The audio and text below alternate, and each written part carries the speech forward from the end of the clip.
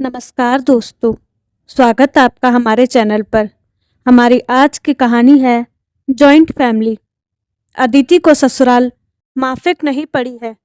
यह उसकी बातों से ही नहीं, चेहरे पर भी पढ़ा जा सकता है।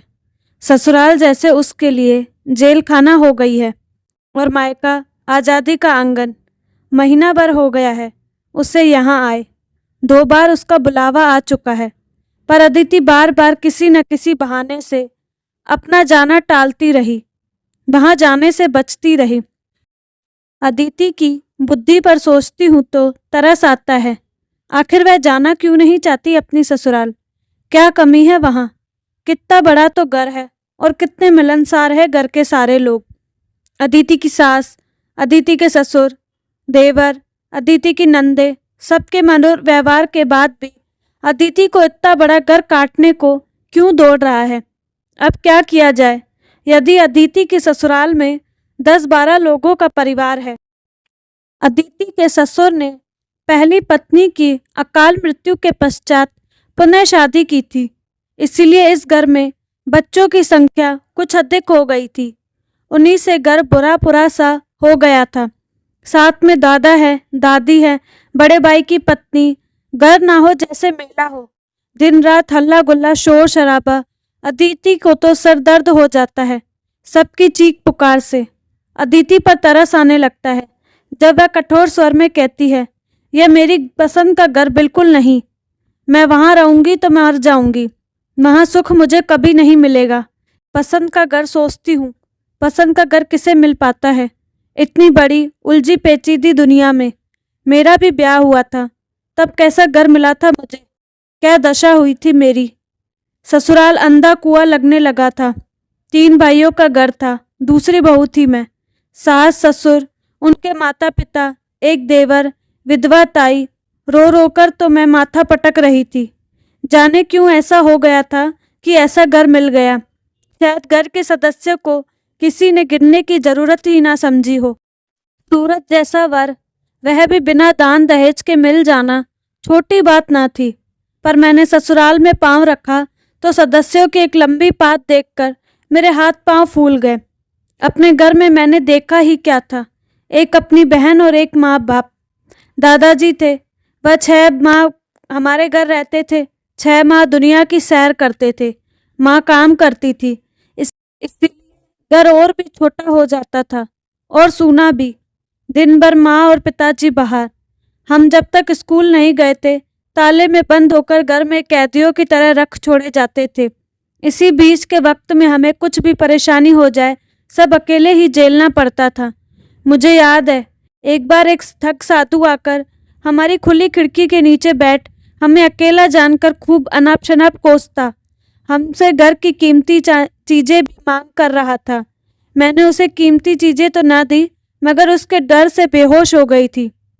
कई दिनों तक हमें ज्वर रहा था और ज्वर में हम बार बार उसी साधु का वर्णन करते रहते थे। माँ इस घटना से बिल्कुल घबरा रही थी। इसके बाद ही उन्होंने एक आया रखी थी। उसके खर्च इतने लंबे होते थे कि उसे कभी हटा दिया जाता था, कभी रख लिया जाता था। और एक दिन इस आया के चक्कर में काफी रुपए चोरी हो गए थे। तब से फिर आया कभी नहीं रखी गई। यूं अब हमें घर में अकेला रहना खलता था, मगर धीरे धीरे उम्र के साथ बढ़ती समझदारी को अकेलापन पसंद आता चला गया। कुछ इतना अधिक कि हमें कोई बाहरी प्राणी एक आध दिन से ज्यादा बाता ही ना था। इसी से ससुराल में चिड़ियाघर की तरह से अनेक प्राणी देख मन हिलकर रह गया था। बड़ी बड़ी मूछों वाले जेठ जी किसी जेलर से कम न लगे थे। दिन भर हाथ में माला फेरने वाली ताई सास के साथ गुजारा कठिन लगा था।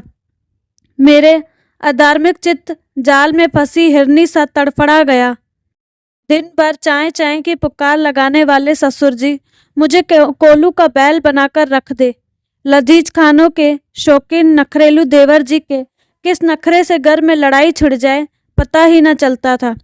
सुबह सुबह तानपुरे पर आवाज उठाती छोटी ननद लगा कान फाड़ कर रख देगी। इस सब के बीच घर भर की लाडली नन्ही भतीजी गोद में चढ़ कितना परेशान करेगी कौन जानता था। ताई सास तो पहले ही दिन पाला पड़ गया था। मेरे देर तक सोते रहने पर उन्होंने कड़वे स्वर में मुझे सुनाकर ही कहा था, हद है इन आज की लड़कियों की, करेंगी एमए बीए पर यह नहीं पढ़ेंगी जानेंगी कि ससुराल में कैसी आदतें लेकर आना चाहिए। अब यह सोने का वक्त है। छी ताई जी, बड़े जेठ जी का प्रतिवादी स्वर उभरा था। सोने दो ना, नई नई शादी हुई है, अभी तो मायके वाली आदत ही होगी ना, जमकर सोना और माँ के हाथ का कोर निगलना। कुछ दिनों तक तुम्हारी तरह सब सीख लेगी। हटो, ताई जी झिड़क उठी।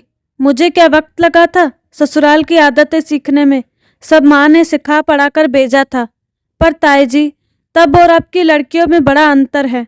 पहले की लड़कियों का बचपना तो माएँ हड़प जाती थी और उन्हें तुरंत बच्ची से जवान कर देती थी। अब वैसी बात कहाँ। अब तो लड़कियां बचपना, किशोर अवस्था, तरुणाई सबका आनंद एक एक सीढ़ी उठाती है। अभी छोटी सी तो बच्ची है, धीरे धीरे सब सीख लेना। मैं तो जेठ जी की बातें सुनते ही हैरान रह गई। लंबी लंबी छब्बेदार मूंछों वाले जिन जेठ जी को मैंने अपने माथे पर बोझ समझा था, उन्हें अपनी ओर से वकालत करते देखकर मैं हैरान रह गई। उनके प्रति श्रद्धा से मन उमड़ आया, अपनी शुद्रता पर जेप गई। फिर भी सबकी ओर से मन शंकित ही रहा। अंदर के चोर ने यह भी कहा, अभी तो सभी के लिए नई नई हूँ, सारी सहानुभूति इस नएपन की वजह से ही होगी। ताई सास की इस पहली झिड़की को ही यात्रा का अपशकुन मान लिया। इस घर में जब मेरी पाक कला की परीक्षा ली गई थी तो मैंने एक एक चीजें कितनी लगन से बनाई थी, पर मेरी बनाई हर चीज बस प्लेटों में ही मसालों से तर सुंदर लग रही थी। मुंह में रखते ही हर किसी को बेस्वाद लगी। किसी व्यंजन में मसाला नहीं बुना था, किसी में नमक कम था तो किसी में ज़्यादा। माँ जी को मेरी रसोई तो बिल्कुल में न रुचि थी। वह तो प्लेट एक और सरकाकर रसोई से भागने ही वाली थी। तभी ससुर जी ने रोक लिया। उन्होंने बड़ी ही चालाकी से माँ जी को बहलाया। अरे क्या हुआ, यह तो तुम्हारी बहू की रसोई का पहला दिन है। होम साइंस में उसे पूरे नंबर न भी दो तो कम से कम गले से निगल कर तो उठो। खाली पेट उठना बहू का नहीं, खाने का अपमान है। मिनट मिनट पर चाय चिल्लाने वाले ससुर जी से मुझे निर्वाह कितना कठिन लग रहा था, मगर उन्होंने ही मेरी बेढंगी पाक कला को दार में बहते देख अपने तिनके का सहारा देकर बचा लिया। पूरे खाने के बीच वे बातों से, चुटकुले से सबका मनोरंजन कर रहे थे। उनके इस काम में देवर और नंदे भी साथ थी। वे सब ताई और माजी को नाक बो बनाने से बचा रहे थे और मैं तो उस पूरी पलटन की मूक कृतज्ञता से बड़ी गदगद हो गई थी। उसी शाम पुनः रात के खाने की मुझे जिम्मेदारी सौंपी गई तो डर से पसीना पसीना होने लगी। अपनी बनाई अष्टावर्की रोटियों को हास्यास्पद कल्पना से भयभीत हो रही थी कि देखा जेठानी रसोई में चली आ रही है। उन्होंने बड़े प्यार से मेरा हाथ थाम लिया था, तसल्ली दी थी कैसे आटा गूंदा जाए, तरकारियाँ काटी जाए, मसाले भुने जाए, पूड़ियाँ बेली जाए, सब मुझे बार बार सिखा रही थी, समझा रही थी। मुझसे न बनता तो पुनः बताती। मेरी तो आंखें छलकी जा रही थी। यह कैसा रूप था उनका। मैंने तो सोचा था कड़ी मिजाज जेठानी ही शायद युद्ध की पहली ईंट छटेंगी, पर उन्हें माँ की ममता से भरी देखकर मेरा अहम टूट कर रह गया। अभी एक मुसीबत आसान हुई थी कि दूसरे दिन दूसरी मुसीबत आ खड़ी हुई। सास जी ने इतवार का व्रत रखा था, उनके साथ बड़ी जेठानी भी रखती थी, पर जब मुझे भी व्रत रखने को कहा गया तो मेरे तो हाथ पांव फूल गए। अब क्या होगा। उपवास और मुझमें तो शुरू से 36 का आंकड़ा रहा है। न रखूं तो सास जी के नाराज होने का डर, और रखूं तो इसे निभा कैसे पाऊंगी। पर मेरी इस समस्या को भी जेठानी ने चुपके से हल कर दिया। उन्होंने मेरा हाथ थामकर अकेले में कहा, छोटी हाँ कर दो, जब सास जी मंदिर जाएंगी तब तुम खा लेना। मैं जानती हूँ आदत धीरे धीरे ही पड़ेगी। अभी तो भले ही यह मुसीबत लगे, बाद में बड़ा उपयोगी लगेगा। व्रत के ही नाम पर सही, शरीर का मोटापा नियंत्रण में रहता है, बाद में अच्छे स्वास्थ्य की कुंजी लगेगी। मैं तो उन्हें ताकती रह गई। वाकई उन्होंने गलत भी नहीं कहा था। पहले बच्चे के समय मुझे घर के एक एक सदस्य ने इतना आराम दिया कि मेरा वजन काफ़ी बढ़ गया था। मैं तो परेशान होने लगी थी। ऐसे ही समय में मैंने सास और जेठानी के साथ हफ्ते में एक दिन व्रत के नाम पर गरिष्ठ भोजन का त्याग करना शुरू कर दिया था। पर जेठानी की इस जरा सी समझदारी को मैं कभी न भूल पाई। ऐसा हो सकता था कि मेरे द्वारा व्रत करने का प्रस्ताव ना होता तो वह मेरे प्रति कोई चिढ़ सी पाल लेती, पर जेठानी की मदद से ऐसा होने के बजाय सास जी का मन मेरे प्रति बर्फ सा पिघल उठा। वे गदगद होकर सबसे कहती, बहू हो तो छोटी जैसी, जो कहो सिर झुकाकर मानती है। मेरी स्वादहीन पाक कला में जैसे उस दिन से स्वाद बरस गया। खूब दुलार से कहती, जाने दो, सब में सब बातें एक साथ नहीं मिलती। मेरी तो आंखें भर आती। अपने मन में स्वयं को ही 1000 गालियां देती। बिना जाने समझे ही मैंने इस घर के सारे सदस्यों को कितनी बद्दुआएं दी थी। अब सिवा पश्चाताप के कुछ ना होता। मुझे याद है, जब मैं पहली बार ससुराल से माँ के पास आई थी तो फिर यहाँ आने का नाम ही ना लेती थी। माँ को भी मुझे उस बड़े घर में दिए जाने का बड़ा दुख था, पर वे करती भी क्या। असमय ही पिता के गुजर जाने से उन्हें हाथ में कुछ भी जोड़ कर रखने का मौका नहीं दिया। कुछ रखा भी था तो एक और बहन भी तो ब्याह के लिए तैयार थी। इसी से रो धोकर उस बड़े परिवार में मुझे बेच देना पड़ा था। इसी बीच मैं गर्भवती हो गई। जैसे ही इस बात की जानकारी सबको मिली, जैसे घर का मौसम ही बदल गया। डॉक्टर ने पता नहीं क्यों मुझे पूरे समय अतिरिक्त सावधानी और आराम देने की सलाह दी थी। मैं तो बस अब दर्शक हो गई थी। मेरी थोड़ी सी सेवा, नम्रता के बदले घर के सारे सदस्य अपने स्नेह और प्यार से मुझे तोले दे रहे थे। ताई सास ने तुरंत मेरा व्रत बंद करवा दिया। सास जी मुझे सुबह शाम अपने साथ मंदिर ले जाने के बहाने हवाखोरी करवाने लगी।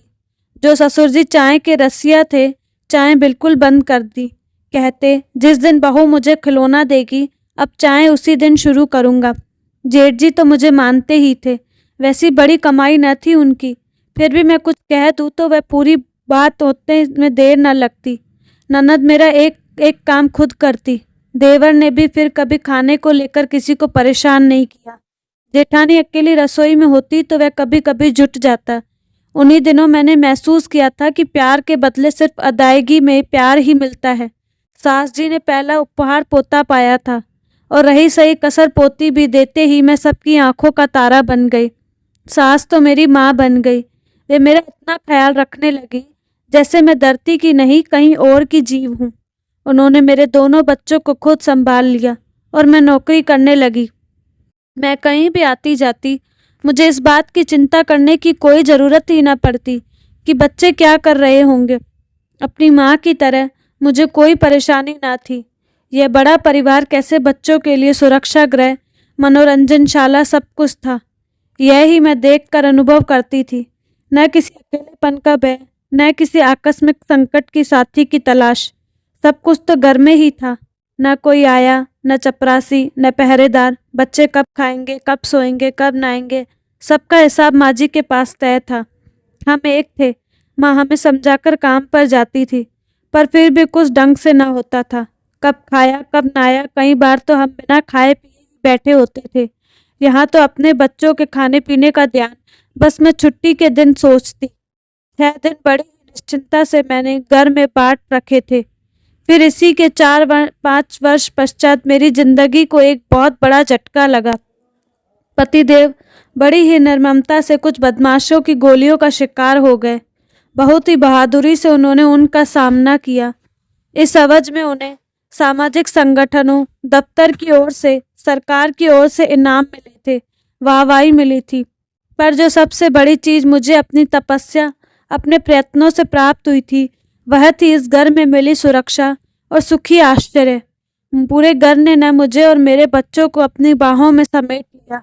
मेरा एक बूंद आंसू न मेरे आंचल में टपका, न जमीन पर। सारे के सारे परिवार के सदस्यों ने हथेलियों में बटोर लिए थे। मुझे कभी लगा ही नहीं कि मैं बेसहारा हो गई हूँ।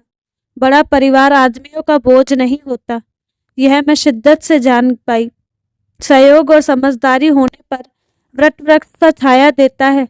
बस जरूरत है उसे ढंग से सहेजने की। 2 जनों वाले परिवार के सदस्य को मैंने एक कठिन वक्त में अपने अकेलेपन से जूझता देखा है, हारते देखता है। बीमार मानसिक रोगियों की भांति हवा से बातें करते देखा, लड़ते झगड़ते देखा। पर मैं कुछ ही समय में अपने खालीपन से मुक्त होकर कर्म मार्ग में लग गई थी। दिन भर बच्चों को प्यार करने वाले बड़ा चाचा, चाची, ताई जी, सास जी, छोटे देवर सब ही तो थे। छोटे देवर तो आज तक खुद को चाचा के बजाय बच्चों से पापा कहलवाते थे। यह अवश्य हुआ कि वक्त जैसे जैसे भागा, ताई जी, सास जी, ननद का साथ छूट गया। नौकरी के तबादले ने जेठ जी, देवर जी दोनों को दूर कर दिया। पर जरूरत के उन दिनों में मेरे जख्मों पर उन्होंने अपनी आर्थिक सुरक्षा का जो मरहम लगाया था, वह उसी बड़े परिवार वाले घर की तो देन थी। अगर कहीं हट और वर्तमान सुविधा के लालच में मैंने वह घर छोड़ दिया होता या सदा अपने रोष का दामन थामे रहती, तो उन अकेले पड़ गए दिनों में कौन काम आता। उस बड़े घर को कैसे भूल सकती हूँ। मेरे लिए दुश्मनों का वह घर कब पसंद के घर में बदल गया, मुझे इसका एहसास ही नहीं हो पाया। पसंद का घर क्या स्वयं मिल जाता है? ऐसा ही मेरी सास जी कहती थी। अदिति की शिकायत भले ही आज न मिटे, कल को उसके व्यवहार से स्वयं मिट जाएगी। उसे किस तरह बताऊं? यह तो तय है कि अंत में मैं समझाकर अदिति को उसके ससुराल भेज दूंगी। पर सोचती हूँ, ये बच्चियां जाने कब समझ पाएंगी कि जिस तरह सीमेंट, गारा, ईंट मजबूरों की बदौलत रहने को लोग अपनी पसंद का घर का निर्माण करते हैं, उसी तरह रिश्तों के पसंद का घर धैर्य व विश्वास के द्वारा ही निर्माण किया जाता है। तो दोस्तों, कैसी लगी आपको कहानी? आपको जॉइंट फैमिली में रहना पसंद है या अकेली? अपनी राय कमेंट बॉक्स में ज़रूर बताइएगा। साथ ही हमारे चैनल को लाइक, शेयर एंड सब्सक्राइब करना ना भूलें। धन्यवाद।